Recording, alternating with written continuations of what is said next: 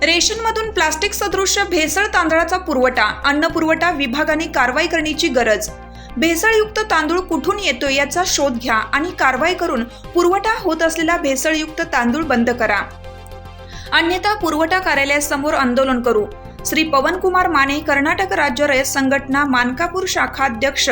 सध्या मानकापूर तालुका निपाणी परिसरातील रेशन दुकानातून वाटप होत असलेल्या रेशनच्या तांदळातून अत्यल्प प्रमाणात भेसळ तांदळाचा पुरवठा होत असून सदरचे तांदूळ प्लास्टिक सदृश आहेत। गेली 6 महिने या प्लास्टिक तांदळाचा वापर होत असून अन्न व नागरी पुरवठा कार्यालयाने भरारी पथकांची नेमणूक करून शासनाकडून होत असलेल्या तांदळाची प्रत्यक्षात रेशन दुकानात जाऊन चाचणी करून सदरचा भेसळ प्लास्टिकचा तांदूळ आला कुठून, तांदूळ पुरवठा करणाऱ्या ठेकेदारावर कायदेशीर कारवाई करून नागरिकांच्या आरोग्याशी खेळ करणाऱ्या संबंधित पुरवठा विभागाची चौकशी करून भेसळयुक्त येत असलेला तांदूळ बंद करावा।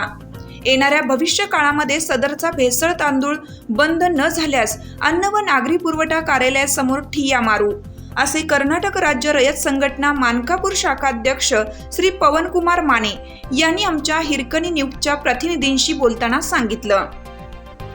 या बातमीची अपडेट घेतली आहे हिरकणी न्यूजचे कर्नाटक संपादक बबन जामदार मानकापूर यांनी।